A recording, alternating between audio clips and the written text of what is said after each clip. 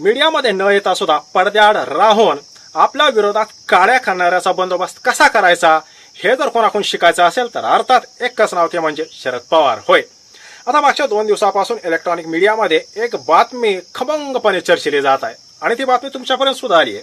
ती बातमी आहे अर्थातच सुनील तटकरे आणि प्रफुल्ल पटेल यांचा झालेल्या गेम विषयी. अर्थात कारण जे ठरलं ते सुनेत्रा पवार यांनी एक पत्र पाठवलं आणि त्याच्यामध्ये तटकरे आणि पटेल जे राष्ट्रीय कार्यकारिणी होती त्यामध्ये त्यांच्या नावावर फुली मारली. आता तुम्ही म्हणाल की या विषयावर या संबंधी शरद पवार यांचा काय बरं संबंध येतो. होय बघा, झालं असं, इंटरेस्टिंग गोष्ट अशी आहे की अजितदादा यांच्या मृत्यूपासून ते आज तगायत रोहित पवार हे सतत अग्रेसिव्ह झालेले आहेत आणि त्यांनी डायरेक्ट थेटपणे अंगावर घेतलंय ते म्हणजे सुनील तटकरे आणि प्रफुल्ल पटेल यांना. अर्थातच ही जोडी म्हणजे अँटी पॉवर लॉबी म्हणून ओळखली जाते. अर्थातच अजितदादा यांच्या पक्षाचा आणि शरद पवार यांचा दुरान्वये कधीही संबंध येणार नाहीत, ते एक येणार नाहीत यासाठी म्हणून सतत काही ना काही काड्या करणारी लोक म्हणून यांचा त्या ठिकाणी वावर असतो. आणि अजितदादा गेल्यापासून सुद्धा सुरुवातीला सुनील तटकरे यांनी असं सांगितलं की विलिनीकरणाची मला माहिती नाही. नंतर 15 दिवसापूर्वी त्यांनी असं सांगितलं की हो मला याविषयी कल्पना आहे. सांगायचं एवढं की या लोकांना थेटपणे रोहित पवार यांनी अंगावर घेतलंय. आता तुम्ही मला सांगा की रोहित पवार यांचं हे वागणं जर का शरद पवार यांना जर का मान्य नसतं, त्यांना जर का आवडलं नसतं तर शरद पवार यांनी एक इंटिमेशन जर का रोहित पवार यांना दिली असती तर रोहित पवार हे केव्हा शांत बसले असते, पण नाही. आता म्हणजे झालं असं की शरद पवार यांना थेटपणे प्रफुल्ल पटेल किंवा सुनील तटकरे यांना टार्गेट करता येत नाहीये.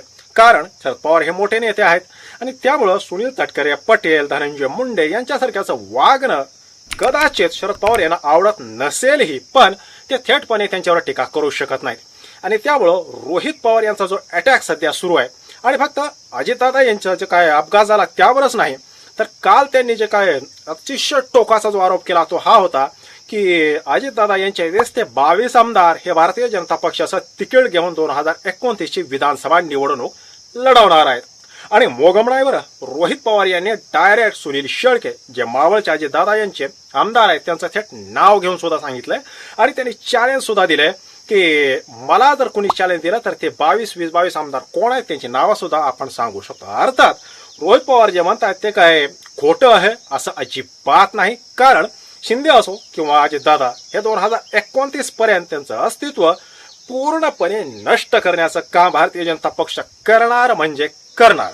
पण मुद्दा असा येतो की ज्या सुनील तटकरे आणि प्रफुल्ल पटेल यांनी सतत शरद पवार यांच्या विरोधात भूमिका घेतली, यामध्ये प्रफुल्ल पटेल यांना तर सगळं काही देण्याचं काम हे शरद पवार यांनी केलं. ते आपल्या वडिला समान आहेत असं 5-6 वर्षापूर्वी हेच प्रफुल्ल पटेल हे शरद पवार यांच्याविषयी स्तुती करताना कुठे थांबत नव्हते. एवढं सगळं देऊन सुद्धा ही माणसं अशी उलटली याचा राग शरद पवार यांच्या मनामध्ये असणं स्वाभाविक आहे. आणि त्यामुळं कुठेतरी रोहित पवार यांना शरद पवार यांची मूक संमती आहे हे आता जवळपास स्पष्ट झालंय. आणि एक असं वातावरण समोरून शरद पवार यांनी तयार केलं की अजितदादा यांच्या गटामध्ये त्यांचे जे आमदार आहेत त्यांच्यामध्ये एक अस्वस्थता आहे. अर्थात जे आमदार आहेत त्यातले 50% का होईना आमदार हे फुटणार हे जवळपास स्पष्ट आहे. त्यातील काही जण हे भारतीय जनता पक्षाकडे जातील तर काही जण 2029च्या विधानसभेला शरद पवार यांच्याकडे येतील. आणि त्यामुळं शरद पवार यांना हे कळून चुकलंय की प्रफुल्ल पटेल, तटकरे वगैरे हे सगळे जवळपास 90% भारतीय जनता पक्षाच्या वळचिनेला गेलेले आहेत. आणि त्यामुळं भारतीय जनता पक्षाचं केंद्रीय जे काय नेतृत्व आहे जे काय त्यांना सांगल त्या पद्धतीनं पक्ष हँडल करण्याचं काम हे दोघे हे तटकरे आणि पटेल करतायत.